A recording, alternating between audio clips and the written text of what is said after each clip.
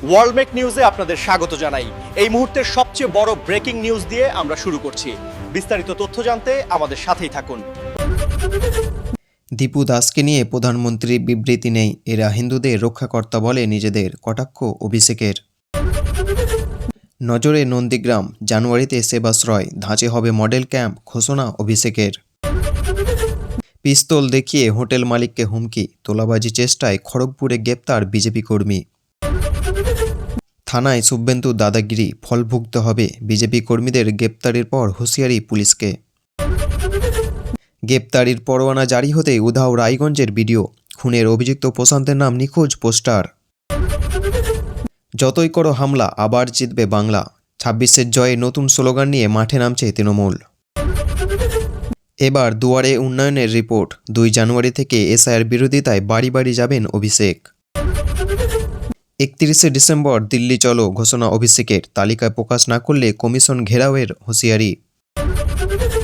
সবচেয়ে কম নাম বাদ বাংলায়, এসআইআর করে কটা বাংলাদেশি রোহিঙ্গা পেলেন, কমিশনকে প্রশ্ন অভিষেকের। বাংলা ভাষা বলা অপরাধ হতে পারে না, উড়িষ্যায় সুতির পরিযায়ী খুনের হুঙ্কার মমতার। দিলীপের আমলে 18 সংসদ, ভুললে চলবে না, অভিজিতের মন্তব্যে ফের অস্বস্তিতে বিজেপি। প্রধানমন্ত্রীর মাছ খাওয়া নিয়ে প্রশ্ন তুলেছেন, প্যাটিস বিক্রেতাকে মারধরের ঘটনায় অভিষেকের নিশানায় বিজেপি। আইএসএফ মিমের সঙ্গে জোট চান হুমায়ুন, আগে বাবরি মসজিদ করুন, মন্তব্য অভিষেকের। বুথের 991 ভোটারকে শুনানিতে ডাক, আতঙ্কে তেহট্ট, বিডিও অফিসে বিক্ষোভ তৃণমূলের। কাকলির পরিবারের 4 সদস্যকে এসআইয়ের শুনানিতে ডাক, হেনস্থার অভিযোগে সরবরাহ তৃণমূল সংসদ। এতক্ষণ শুনলেন সংবাদ শিরোনাম, এবার জানাবো বিস্তারিত খবর। উড়িষ্যায় কাজ করতে গিয়ে বাংলা ভাষায় কথা বলার কারণে মর্মান্তিক পরিণতির শিকার হয়েছেন বাংলার এক যুবক।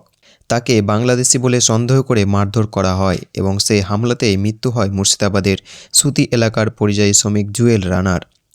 এই ঘটনায় তীব্র প্রতিক্রিয়া জানালেন মুখ্যমন্ত্রী মমতা বন্দ্যোপাধ্যায়। তার স্পষ্ট বক্তব্য, বাংলা ভাষায় কথা বলা কোনোভাবেই অপরাধ হতে পারে না। শনিবার সামাজিক মাধ্যমে এক্সে একটি পোস্টে মুখ্যমন্ত্রী জানান, বিজেপি শাসিত বিভিন্ন রাজ্য বাংলাভাষী মানুষের উপর যেভাবে নির্যাতনের অভিযোগ উঠছে তা অত্যন্ত উদ্বেগজনক। তিনি লেখেন, আতঙ্কিত ও নিগৃহীত পর্যায়ী বাংলাভাষী পরিবারগুলির পাশে রাজ্য সরকার রয়েছে এবং তাদের সব রকমের সহযোগিতা করা হবে। একই সঙ্গে তিনি জানান, জুয়েল রানার মৃত্যুর ঘটনায় পশ্চিমবঙ্গের পুলিশ সুতি থানার 0 এফআইআর দায়ের করা হয়েছে।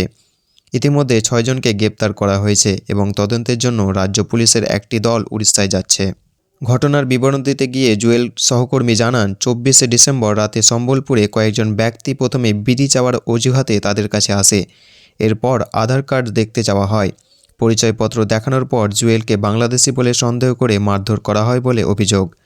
গুরুতর আহত অবস্থায় তাকে উদ্ধার করা হলেও শেষ পর্যন্ত প্রাণ বাঁচানো যায়নি। ওই ঘটনায় তার আরও 2 সহকর্মী আহত হয়ে হাসপাতালে ভর্তি হন। ঘটনাটি প্রকাশ্যে আসতে দ্রুত পদক্ষেপ করে রাজ্য পুলিশ সুতি থানায় 0 এফআইআর নথিভুক্ত করা হয় এবং অভিযুক্তদের গ্রেপ্তার করা হয়। পুলিশের পক্ষ থেকেও বিষয়টি সোশ্যাল মিডিয়ায় জানানো হয়েছে। এই প্রসঙ্গে মুখ্যমন্ত্রী আরও বলেন, মানুষের প্রাণে কোনো মূল্য হয় না। যেসব পরিবার এই ধরনের মর্মান্তিক ঘটনায় প্রিয়জনকে হারিয়েছে তাদের পাশে থেকে আর্থিক সহায়তার প্রতিশ্রুতি দিয়েছে রাজ্য সরকার। বিধানসভা নির্বাচনের আর কয়েক মাস বাকি, তার আগে নতুন স্লোগান সামনে আনলো তৃণমূল কংগ্রেস। শাসক দলের অফিসিয়াল সোশ্যাল মিডিয়ায় প্রকাশ করা হয়েছে, যতই করো হামলা, আবার জিতবে বাংলা। একই সঙ্গে প্রকাশ্য এসেছে নতুন কর্মসূচির লোগো। এখানে জায়গা পেয়েছেন তৃণমূল সুপ্রিম মমতা বন্দ্যোপাধ্যায় এবং দলের সর্বভারতীয় সাধারণ সম্পাদক অভিষেক বন্দ্যোপাধ্যায়। এই স্লোগানকে সামনে রেখে 2026 সালের বিধানসভা নির্বাচনে বিজেপির বিরুদ্ধে ঐক্যবদ্ধ লড়াইয়ের বার্তা দিয়েছে তৃণমূল। নতুন বছরের শুরু থেকে এই স্লোগানকে কেন্দ্র করে মাঠে নামছে অভিষেক বন্দ্যোপাধ্যায়। আগামী 2 জানুয়ারি দক্ষিণ 24 পরগনা থেকে তার কর্মসূচির সূচনা হবে। এরপর বীরভূম, রানাঘাট, কৃষ্ণনগর সহ একাধিক জেলায় সভা ও কর্মসূচি রয়েছে। কলকাতাতেও কর্মসূচির হওয়ার সম্ভাবনা রয়েছে। উল্লেখ্য, 2021 সালের বিধানসভা নির্বাচনে বাংলা নিজের মেয়েকে চায় স্লোগানকে সামনে রেখে বিপুল সাফল্য পেয়েছে তৃণমূল। সেই সময় বহিরাগত ইস্যুকে তুলে ধরে বিজেপির বিরুদ্ধে আক্রমণ শোনানো হয়।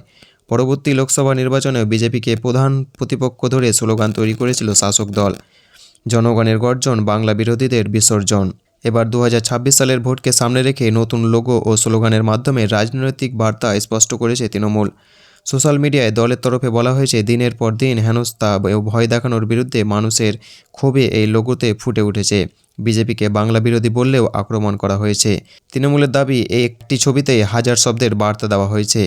তাদের মতে বাংলা এগিয়ে যাবে এবং বাংলার মানুষ গণতান্ত্রিকভাবে বিজেপিকে বিদায় জানাবে। 2026 সালের নির্বাচন বিজেপিকে ফেয়ারওয়েল দেওয়ার বার্তা দেওয়া হয়েছে দলীয় পোস্টে। এতক্ষণ শুনলেন বিস্তারিত সংবাদ। আজকের মতো সংবাদ এখানেই শেষ হলো। ধন্যবাদ।